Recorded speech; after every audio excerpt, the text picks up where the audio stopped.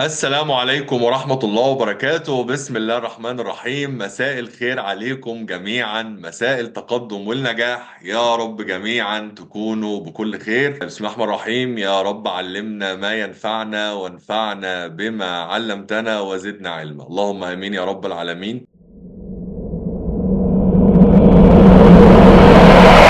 لو قلنا استاذ علي جمال. هلا هلا. هلا يا استاذ علي، عامل ايه؟ اهلا بيك، الحمد لله والله الله واضحة يعطيك العافيه، الامور؟ واضحه جدا الحمد لله. واضحة جدا الحمد لله. شركة الدوماني بقى الجميلة دي اللي بتشتغل قطع غيار العربيات لسه على باب الله، مفيش أي حاجة خالص. نفترض إن إحنا دلوقتي في نهاية سنة 2024. شركة اه الدوماني خلاص قررت ان هي تجو في البيزنس بتاع قطع غيار العربيات، والشركه مفيش معاها فلوس. الشركه مفيش معاها فلوس، القائمين على الشركه معهمش فلوس. فقالوا حلو. والله احنا هنجيب الفلوس منين؟ وشركه الدوماني دي شركه متداول اسهمها في البورصه. تفتكر كده ايه هي مصادر التمويل، الفاينانس ريسورسز او سورسز، مصادر التمويل اللي شركه الدوماني هتحصل منها على فلوس عشان تشتغل بقى وتدور؟ طيب ممكن تاخد كارد شركه الدوماني؟ حلو، هنقول هنا فاينانسد باي لون. وممكن ايه كمان؟ ممكن تبيع اسهم حلو، لو هي وممكن تصدر اسهم، تيشو كومون من ستوك، نعم. ستوك، او تصدر سندات. بس اللي معاه السند غير اللي معاه السهم. اللي معاه السند زيه زي البنك، داين امم الشركه، لكن الفرق ان اصدار السندات بتشرف عليه هيئه الرقابه على سوق المال، ان انا اخد قرض ما بتشرفش عليه هيئه الرقابه على سوق المال. بقى ايشو بوم. يبقى انا همول شركه الدوماني اما عن طريق قرض او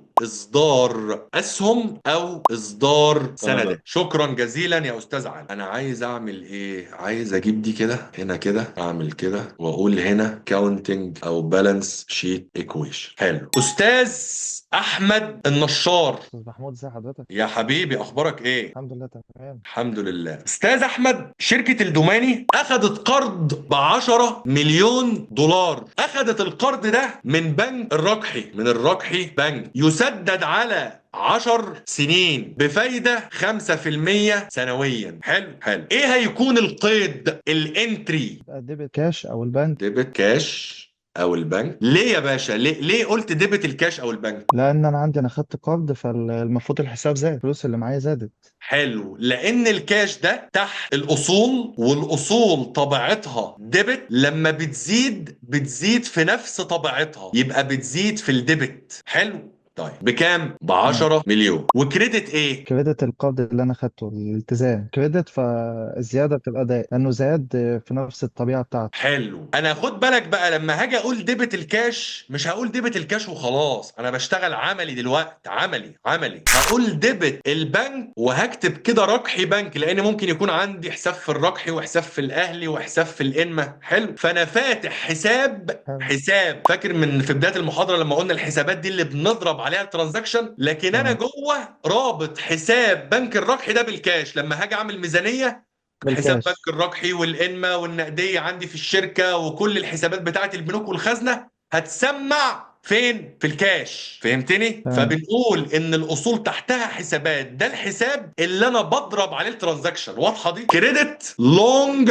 تيرم تمام. لون، لايبيلتي. يعني قرض طويل الاجل. لمين؟ للرقح. هفتح للرقم. حساب اسمه لونج تيرم لون للرقح، لان ممكن اخد من الرقحي واخد من الانما واخد من الاهلي. فانا فاتح حساب لبنك الرقح. الحساب ده بضرب عليه الترانزاكشن، بيحصل نتيجته ديبت وكريدت. لكن هنا في اللونج تيرم لونز كل الحسابات بتاعة القروض هتسمع هنا. مش هاجي بقى في الميزانية اقول لونج تيرم لون رقحي، لا، ده بقى في الافصاحات، في الديسكلوجرز، حاجة اسمها ديسكلوجرز. لكن هنا مختصر، كل القروض بتاعتي هتسمع هنا. يبقى اللونج تيرم لون في حد ذاته مش حساب، ده مجمع لي أرصدة حسابات القروض. فاهمني؟ تمام. حلو. وهنا 10 مليون، وهقول له هنا ده قرض بقيمة 10 مليون ريال من بنك الرقحي، يسدد على 10 10 سنوات. حلو حلو، شكرا جزيلا استاذ النشار. والقيد ده بقول السورس بتاعه ايه؟ يعني ده قيد جي ال. عايز اقول لكم بس حاجه بتحصل في الاي ار بي سيستم، في حاجه اسمها الجنرال ليدجر او الاستاذ العام زي ما كنا كده بنقول في الجامعه. الجي ال ده اللي هو فيه الحسابات. الحسابات دي اللي هي بتسمع في ميزان المراجعه، الترايل بالانس. بيكون عندي هنا مديول اسمه الاي ار، العملاء، وبيكون عندي هنا مديول فرعي اسمه الاي بي، الاكونتس بيبل، الموردين، وبيكون في عندي هنا مديول فرعي اسمه الانفنتوري، المخازن، وبيكون عندي هنا مديول فرعي اسمه البي بي اي او الاصول الثابته. يا سيدي اهو الاصول الثابته. ولنفترض ان في مديول اسمه الاستثمار بيدير لي بقى عمليه الاكتتاب يا نشار بتاعه الاسهم وكده، والتمويل والقروض وكل ده. حلو، قد يكون موجود في الشركه او مش موجود. انا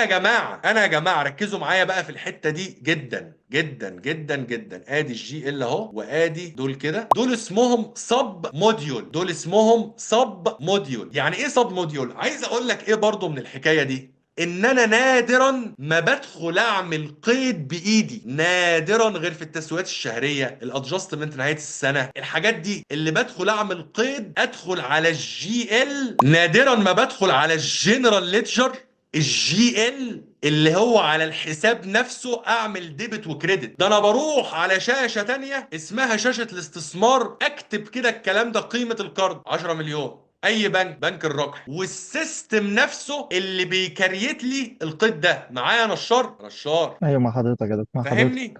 تمام. يبقى هنا هقول له السورس هو الانفستم، والريفرنس نمبر 10001. حلو. تاني نادرا في معظم الشركات الان انك تدخل تعمل قيد بايدك، ودي اصبحت مشكلة في كتير من المحاسبين. قاعد على شاشة بيدخل مدخلات، بيدخل ادخالات ينتج عنها في الباك جراوند قيود ما يعرفهاش، لان الاي ار بي سيستم الان بقى من الحاجات البسيطه جدا زي ما قلت لك، تسويات شهريه، اقفالات سنويه، اقفالات شهريه، اللي تعمل بيها قيد بايدك. استاذ عبد الله صالح، اهلا. يا استاذ عبد الله ازيك؟ الحمد لله بارك. الامور واضحه؟ الحمد لله الان امور جدا تمام. انا نادرا ما بدخل اعمل قيد في الجي ال بايدي. طيب بنقول ان كل حركة في الحياة بتسمع في المعادلة دي، صح؟ صحيح. طيب صحيح. تقدر تقول لي، والمعادلة دي لازم تكون موزونة، ان الاصول بتساوي اللايبيلتيز زائد الايكوتي. لما دخلنا على مديول او برنامج الاستثمار دخلنا له المدخلات دي ولقيناه عمل القيد ده، وجه مدير الحسابات او المدير المالي بص على القيد وعمل له بص. يعني ايه بص؟ يعني ترحيل. يعني ايه ترحيل؟ يعني سمع في التي بي او الترايل بالانس او ميزان المراجعه. فاهمني؟ يعني ممكن يكون الراجل بتاع قسم الاستثمارات عمل الترانزاكشن دي راحت على فين؟ راحت على الجي ال، راحت على هي لسه ما راحتش بالانس شيت غير لما يعمل لها بوست. لما يعمل لها بوست تروح في التي بي ده اللي البالانس شيت والانكم ستيتمنت بتاخد منه الداتا. يبقى البالانس شيت والانكم ستيتمنت والقوائم الماليه بتاخد الداتا منين؟ من التي بي. طب علشان الحسابات دي تروح الترايل بالانس لازم اعمل لها ايه؟ بوست. ترحيل. يبقى ممكن القيد يجي للمدير المالي او رئيس الحسابات كده، لان المدير المالي مش هو اللي راح في مديول او قسم. مديول ده راجل كده بيشتغل في الاستثمارات، دخل على برنامج الاستثمارات، عمل المدخلات، قرض من بنك الرقح ب 10 مليون، نسبة الفايدة مش عارف ايه بتاع، نتج عن ده قيد. القيد راح كده للمدير المالي او مدير الحسابات. طب هل سمع في التي بي؟ لا. ليه؟ لانه لسه ما عملوش ايه؟ بوست. لسه ما عملوش ترحيل. لما يعمل له بوست يسمع في التي بي، ولما يسمع في التي بي يعني يسمع في القوائم المالية. يعني بعمل كده ترانزاكشن. الكلام ده بقى، الكلام ده الشغل، الكلام ده الشغل. ترانزاكشن دي الراجل بتاع الاستثمار عمل لها ترانسفير للجي ال. ده مين؟ ده بتاع الاستثمار، موظف الاستثمار اهو. لما وداها للجي ال المدير المالي بص عليها وشاف الدوكيومنتس، او مدير الحسابات عمل لها بص ترحيل في الجي ال في الجنرال ليدجر. هنا ده مين؟ خلينا نقول ده مدير الحسابات. حلو. بعد كده سمعت فين بقى؟ ترايل بالانس. جميل. سمعت واثرت في ميزان المراجعه اللي هو الترايل بالانس. حلو. ميزان المراجعه ده خلينا اقولها لك كده ببساطه، بنعمل من من التي بي القوائم الماليه. حلو كده يا باشا. حلو الكلام. يبقى انا بعمل الترانزاكشن، انا محاسب، انا موظف صغير في المديول بتاعي وبترانسفير، او ممكن كمان ممكن اللي يترانسفير للجي ال يترانسفير يوديها على الجي ال، مش المحاسب بتاع الاستثمار، المشرف بتاعه بص عليها وراجعها، ودى الترانزاكشن، ودى العمليه على الجي ال، راحت الجي ال مدير المالي او رئيس الحسابات شافها، عمل لها بوست يعني سمعت واثرت في التي بي. التي بي ده اللي بنعمل منه القوائم الماليه. تعالى بقى نروح هنا، فاكر القيد ده ازاي هيكون تاثيره في المعادله دي؟ الاسد تزيد ب 10 مليون ولا اللايبيلتي حتزيد ب 10 مليون؟ الاسيتس هتزيد احسن بال10 مليون، واللايبيليتي هتزيد ب10 مليون. المعادله موزونه موزون. يعني انا لو جيت كده قلت له هات لي دول، وهنا كده الالتزامات، وهنا حقوق الملكية، وخليني أقول إن ده بيساوي الالتزامات زائد حقوق الملكية، كده كده كده، وخليني هنا أقول لو في ديفرنس، لو في فرق ما بين ده وده، قول لي هنا ده ناقص ده مديني كام؟ مديني صفر.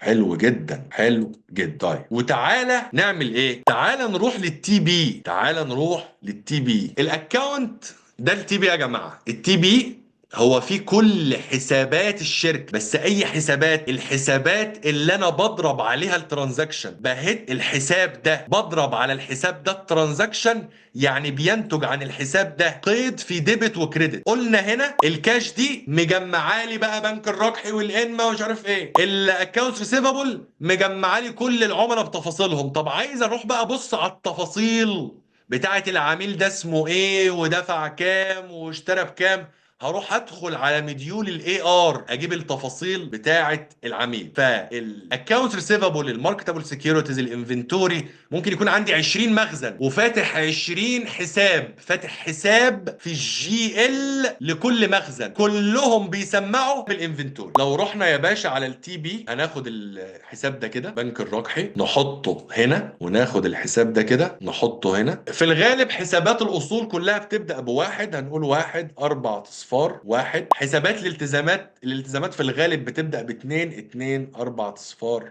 2. الاوبننج بالانس كام لحساب بنك الربحي؟ صفر. هقول في يناير 25 ديبت ولا كريدت؟ هو بدينا في يناير حيكون ديبت. يعني هنعتبر معلش ان الترانزاكشن دي كانت في يناير، دي كانت في 1 يناير 25. في التي بي حساب اهو بنك الربح اللي انا ضربت عليه الترانزاكشن، بادئ انا 25 برصيد صفر. جميل. ودخل بنك الربح كام؟ ديبت 10 مليون. 10 مليون اهو، ديبت 10 مليون. حلو. طيب والالتزام اللي عليا الحساب ده رصيده كام دلوقتي؟ انا بادئ بصفر، رصيده كام؟ كريدت 10 مليون. كريدت 10 مليون. خليني اهو اعمل كده بالماينس 10 مليون. طيب يا جماعه، دائما وابدا رصيد الترايل بالانس بتاعك بيساوي صفر. شايف الاندنج بالانس لحد دلوقتي صفر. دايما يا جماعه التي بي بيساوي صفر، لان التي بي الاسيتس بتساوي اللايبيليتيز بلس الايكوتي. كل حسابات الاسيتس واللايبيليتيز والايكوتي بتكون موجوده في هذا الميزان، فدايما رصيد التي بي بتاعك بيساوي صفر صفر صفر. حلوة. طيب معانا استاذ سامي عبد الجبار. يا استاذ سامي. معاك. اهلا وسهلا. استاذ سامي، احنا عايزين دلوقتي، احنا اخدنا قرض ب 10 مليون، عايزين نصدر اسهم، نصدر مثلا 10,000 سهم، قيمة السهم 100 ريال، يعني هاصدر اسهم بكام؟ بمليون ريال. كم اسهم؟ خليهم 30,000. هاصدر اسهم ب3 مليون. اديت للناس اسهم وادوني فلوس، تمام. رحت عملت الكلام ده في برنامج الاستثمار، دخلت المدخلات دي كمحاسب في الاستثمار في قسم الاستثمارات والتمويل في الشركة. بعدين المشرف بتاعي بص على الترانزاكشن وداها فين؟ ترانسفير للجي ال. ترانسفير للجي ال قبل الميزان. الميزان بتوصله الحسابات بالارقام بتاعتها بارصدتها لما نعمل بوس ترحيل للجي ال. احنا هنا ما عملناش ترحيل، عملنا ترانسفير، ونقلنا الترانزاكشن دي من الانفستمنت راحت للجي ال كانتري، كقيد. المدير المالي عايز يبص عليه عشان يعمل له بوس. ايه القيد اصلا اللي المدير المالي هيشوفه نتيجة بيع الاسهم عشان يعمل له بوست او لا؟ الديبت هنا هتكون الفلوس. الديبت البنك، هنقول مثلا بنك، وهنقول بنك الربح. الانما في بنك كده في السعوديه اسمه بنك الانماء، تمام؟ يبقى بنك إلى الانماء حسب. انا حصلت منه فلوس نتيجه بيع الاسهم بقيمه 3 مليون. البنك طبيعته ديبت لانه اصل، مدين. لما بيزيد في نفس طبيعته، بيزيد في الديبت. كريدت انا اصدرت ايه؟ أصدرت أسهم. اسهم. بعت أسهم.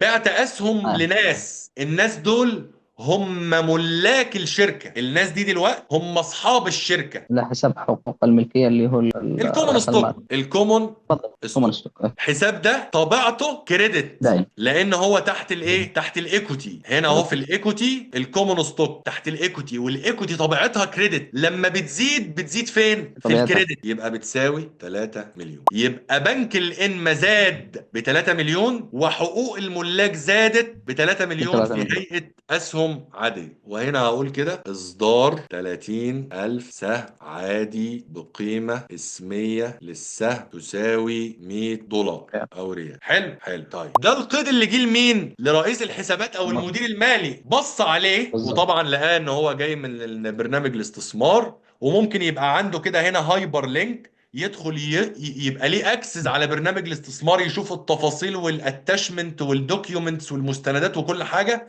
وده اخد ريفرنس نمبر 1 3 ص 2.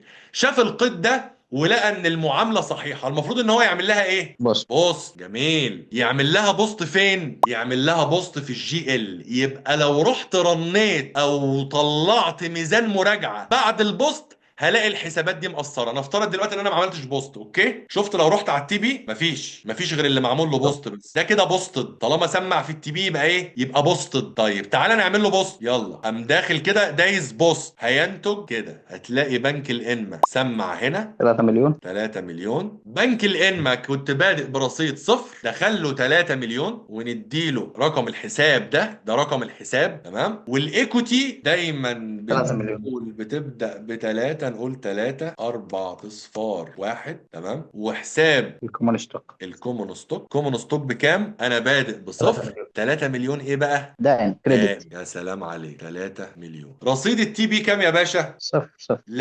لازم الرصيد عندك يساوي صفر. لازم الرصيد عندك يساوي صفر. او لو هتدخل حسابات اللايبيليتيز والايكوتي بالموجب، يبقى الاسيتس بتساوي اللايبيليتيز زائد الايكوتي. اتفقنا؟ بالظبط. واضح يا سامي الموضوع؟ واضح، لأنه ضروري تتحقق المعادلة. طب تعالى بقى نحط اللي احنا عملناه ده في المعادلة. 3 مليون أصول اللي هو كان بنوك. صحيح، الاصول زادت ب 3 مليون اللي دخلوا بنك الانما. حلو.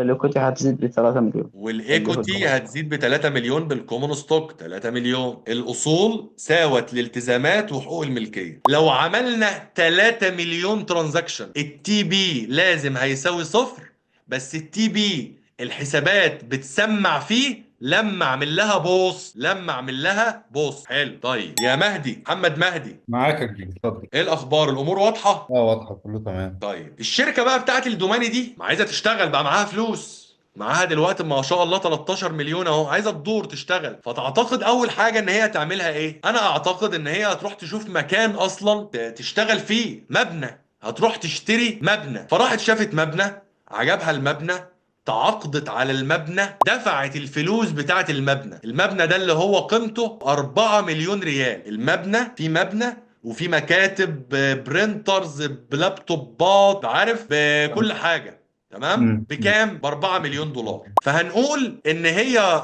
الراجل محاسب الاصول الثابته دخل سجل 4 مليون ريال. كويس. تمام. او تعالى بقى نعمل حاجه ايه؟ في حاجه يا جماعه في نظام الاي ار بي سيستم، الشركات اللي بتشتغل باي ار بي، حاجه اسمها اسيت ريجستر. الاسيت ريجستر ده اللي فيه كل حاجه ليها علاقه بالاصول. اشتريت الاصل ده امتى؟ القيمه التخريجيه بتاعته ايه؟ طبعا الاصول هنتكلم عنها في يونت 3 او 4 بالتفصيل يعني. اتعمل له ديبريشيشن او اهلاك قد ايه؟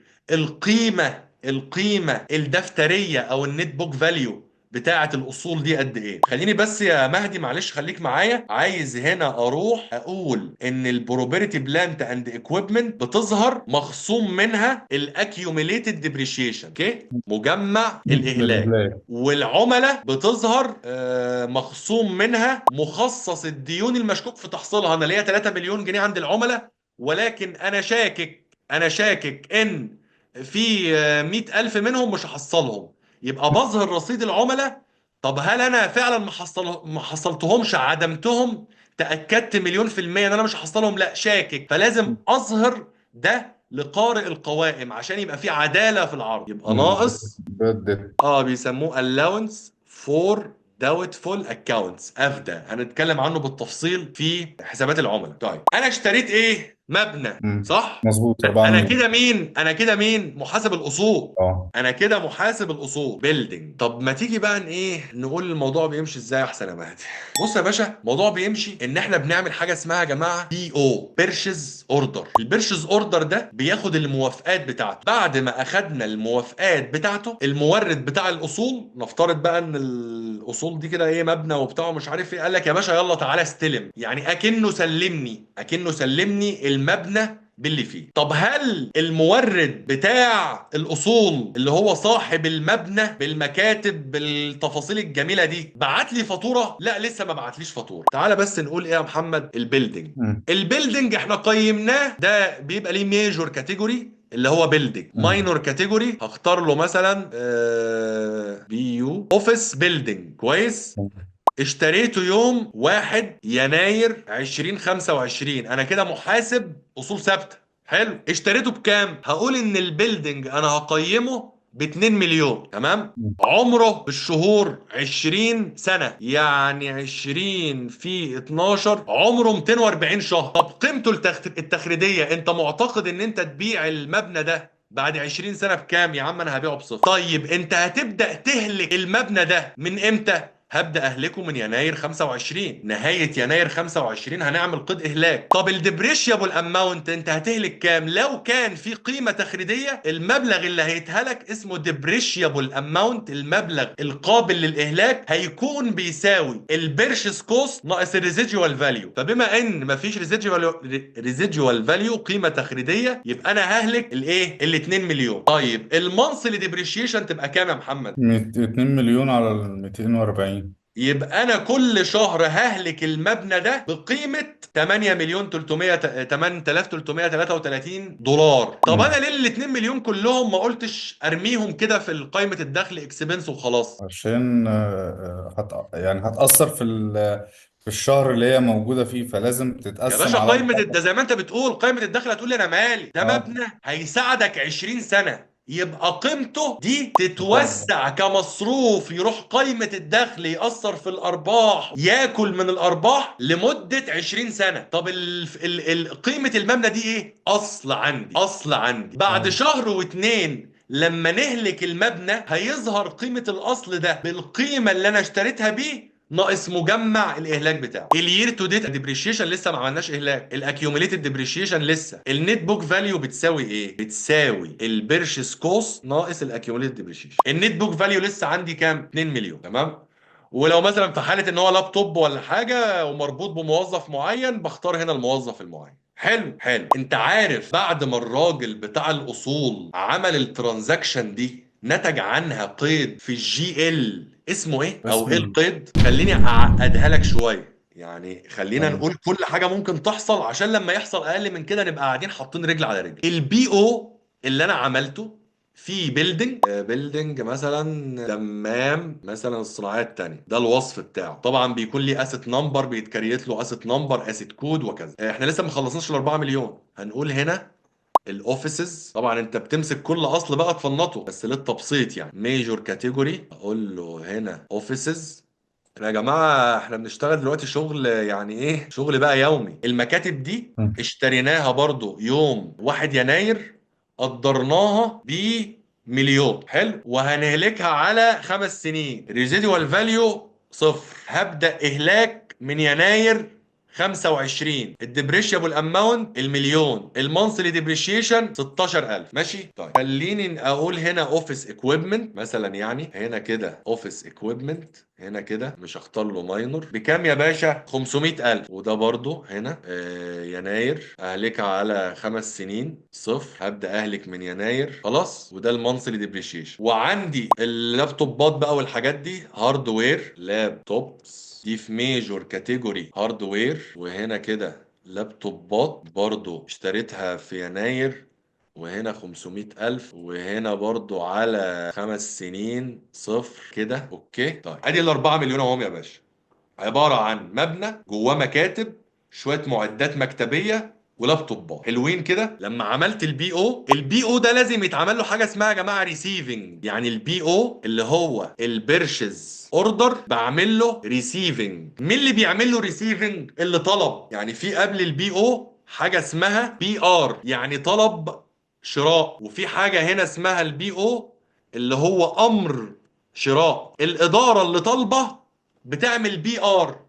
المسؤول عن الشراء بقى والبي او والعروض من الموردين هي إدارة المشتريات. يعني هنا مين اللي بيعمل البي ار؟ الإدارة الطالبة عملت بي ار توافق عليه، وعملت البي ار او البيرشيز ريكويزيشن بي ار، نتج عنه بي او. البي او ده عايزين نعمل له ريسيفنج.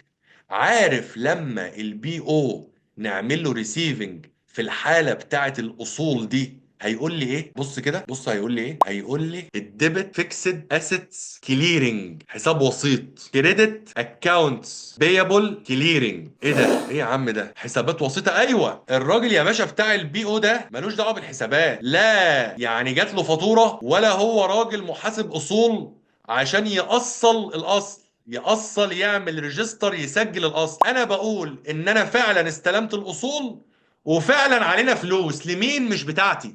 تمام. بقيمة كام يا محمد؟ ب4 مليون. طيب تمام. ممكن كل ده ما يحصلش، ممكن كل ده ما يحصلش. اعمل يا باشا الاصل ديبت الاكويبمنت والبيلدنج كريدت الاكونتس بيبل عادي. فاهمني؟ انا بقول لك اللي بيحصل في الاي ار بي سيستم بالخطوات الطويلة ايه.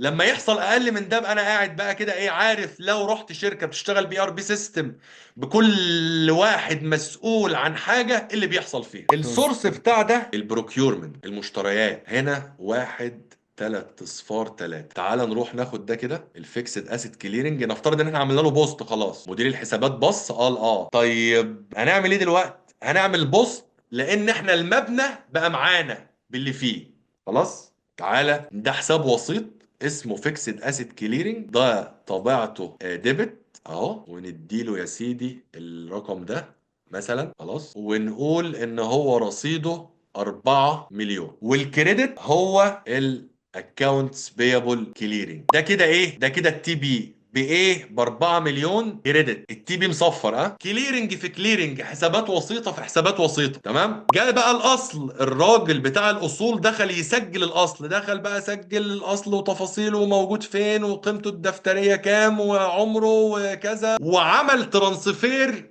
للجي ال. جه الراجل المشرف بتاع الاصول الثابته بص كده على الترانزاكشنز لقاها جيده، وداها عمل لها ترانسفير للجي ال. بس هنا بقى موظف الاصول الثابته مش موظف الاستثمار. مدير الحسابات او المدير المالي عمل بوست للانتري. هو ايه هيكون الانتري اصلا يا محمد اللي هو هيعمل له بوست؟ انا هعمل حساب للمبنى هسميه بي اي براحتي انا بقى بيلدينج، وهعمل حساب للاوفيس اكويبمنت، وهعمل حساب. احنا عملنا ايه؟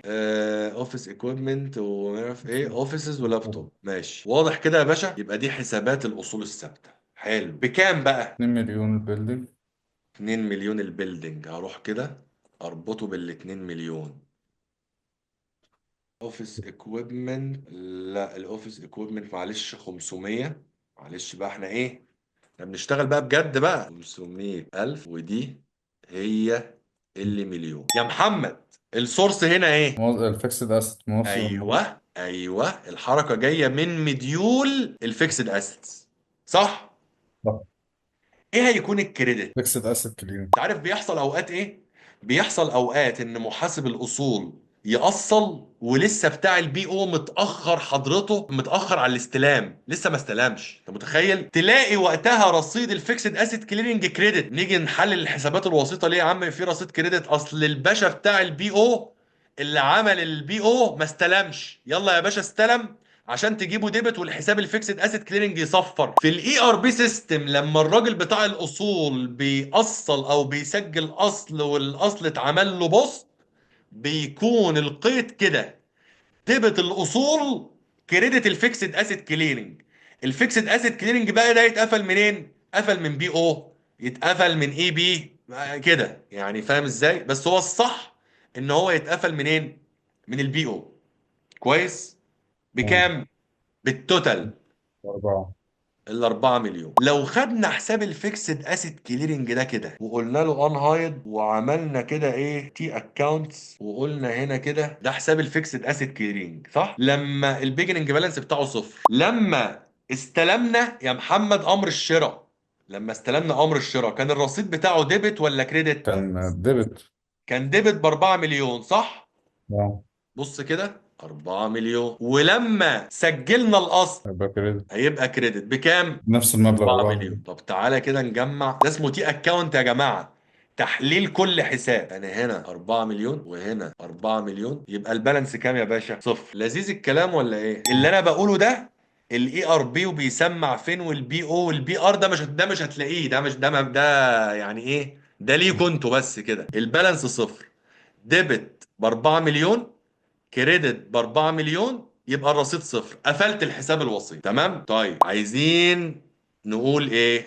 عايزين نسمع بقى. مش احنا عملنا بوست وقلنا بعد ما بنعمل بوست الحاجات دي بتسمع في التي بي صح؟ الحسابات بتسمع في التي بي. هناخد الحسابات دي كده بالارصده المدينه دي، مش ده كده كله ديبت اهو اهو، احطها هنا كده في الديبت بتاع يناير 25. وحساب الفيكسد اسيت كليرنج نتيجه الحركه دي جه كريدت بكام؟ 4 مليون. ب 4 مليون. يبقى ادي الفيكسد اسيت كليرنج كان ديبت ب 4 مليون، بقى كريدت ب 4 مليون. ماشي، خليني اقول له يا عم كده بقى رصيده كام يا باشا؟ صفر. صفرته، فاهمني؟ طيب جت الفاتوره الراجل بتاع الاي بي المفروض ان هو يعني يثبت عنده على السيستم فاتوره للمورد بتاع المبنى ده، عايز يثبت المبلغ ده، عايز يثبته للمورد، عايز يثبت ان عليا 4 مليون ريال لصاحب المبنى. نقول مين؟ شكرا يا مهدي. هنقول عادل سليم. يا عادل. السلام عليكم يا استاذ محمود. عليكم السلام يا حبيبي، ايه الاخبار؟ تمام الحمد لله، الله يبارك لك. ملنك معايا الدنيا يا عادل. تمام الحمد لله. طيب دلوقتي احنا استلمنا الاصل، تمام. ضربنا على حساب كليرنج بتاع فيكسد اسيت وعلى حساب كليرنج بتاع بيبل. فردة الفيكسد اسيت كليرنج اتقفلت لما سجلت الاصل عندي. تمام. تمام. فردة البيبل كليرنج ان انا النهارده هو محاسب اي بي، محاسب موردين، ومعايا البي او، ومعايا الريسيفنج بتاع المبنى وكله تمام، ومعايا الفاتوره المورد بتاع المبنى والاوفيسز والكلام ده بعت لي الفاتوره. عايز اثبت ال 4 مليون دول، هعمل ايه؟ هعمل فاتوره صح تمام. في اه. مديول او برنامج الاي بي. تمام. الفاتوره دي بعد اما اعمل لها ترانسفير، والراجل مشرف الاي بي بقى هنقول يعني مشرف الاي بي سوبرفايزر، وعمل لها فاليديت وعمل لها ترانسفير للجنرال ليدجر للجي ال. اكاونتنج مانجر او المدير المالي لما هيعمل لها بوست ايه هيكون القيد؟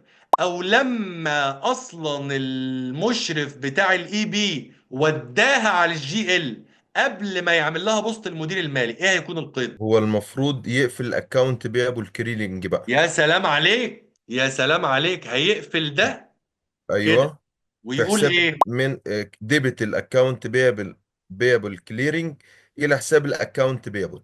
يا سلام عليك، accounts payable. ولكن انا هقول هنا كده بس عشان افصل ما بينهم، ده بتاع الفيكسد اسيتس، ده مورد كده اصول ثابته، مش مورد يعني بضاعه. حلو، حلو جدا جدا جدا. بكام يا باشا؟ ب 4 مليون. 4 مليون. وهنا هقول ايه؟ اثبات فاتوره للمورد كذا كذا كذا كذا. السورس بتاع الحركه دي جايه من اي مديول؟ جايه من الاي اي بي برنامج؟ الاي بي المفروض. الاي بي المفروض، لان اصلا بتاع الاي بي ما عملش قيد. ده دخل شويه مدخلات، ده ممكن بس يكتب رقم البي او يلاقي كل الداتا. يلا يا باشا اثبت خلاص كونفيرم، يجي بتاع الاي بي فاليديت وترانسفير للجي ال، بعد كده نروح تمام. يبقى دي كده جايه من مديول الاي بي. القيد ده اخد رقم 1 3 صفار 5. طيب الاكونتس بيبل كليرنج في التي بي هنا كان كريدت ب 4 مليون. وقت ما عملت انفويسنج دي كده اسمها فوتره انفويسنج. وقت ما عملت انفويسنج جه اه ديبت صح؟ اه جه ديبت بكام؟ ب 4 مليون. 4. بقى رصيده كام يا باشا؟ صفر صفر. صفر. ولو عملت له برضو تي اكونتس كده هيبقى 4 مليون كريدت و4 مليون ديبت، يعني الاندنج بالانس بتاعه هيكون زيرو. زيرو. حلو. تعالى نعمل له كده الايه الحكايه اللطيفه دي اللي هو الاكونتس بيبل كليرنج ده كده. نروح على التي اكونتس نقول له كده كان 4 مليون كريدت وبعدين 4 مليون ديبت وبعدين البالانس بتاعه يا باشا بقى كام؟ زيرو. زيرو. طيب فاكرين الايكويشن كانت اخر حاجه فيها ال 3 مليون؟ ايه بقى ال 3 مليون دول؟ كانوا هنا تمام. دول اللي هو اصدرنا اسهم دول كده هيكون تاثيرهم ايه هنا يا باشا؟ هيعلوا على الأصول هيعلوا على الاصول بكام؟ ب 4 مليون، هيعلوا الاصول ب 4 مليون. حلو. وهيعلوا على الالتزامات ب 4 مليون. احسن، لان أنا لسه ما دفعتش. تمام حلو. اه. طيب وزي صح. ما احنا شايفين اهو يا جماعه، الاصول تساوي الالتزامات زائد حقوق الملكيه. طبعا الحسابات دي مش عايزين نحطها بقى في المعادله بتاعتنا لان هي حسابات وسيطه. حسابات وسيطه اتقفلت. الراجل بتاع البروكيورمنت بيتعامل مع حسابات وسيطه، الراجل بتاع الفيكسد اسيد بيتعامل مع الحسابات دي، ملوش دعوه بالاي بي، ملوش دعوه بالاكونتس بيبل، ملوش دعوه بالموردين. انا يا باشا بتعامل مع الحسابات دي واسال عن الحسابات بتاع الاصول. طب لما اجي اعمل ترانزاكشن هكريدت، لما اجي اسجل اصل هكريدت حساب كليرنج تمام وهكذا. طيب شكرا جزيلا. تحت أمرك يا زميلي. محمد عاطف، عكس محمود. احنا دفعنا ال 4 تمام. مليون، هو مين اللي بيعمل عملية الدفع؟ مين الموظف اللي مسؤول عن عملية الدفع؟ محاسب الموردين.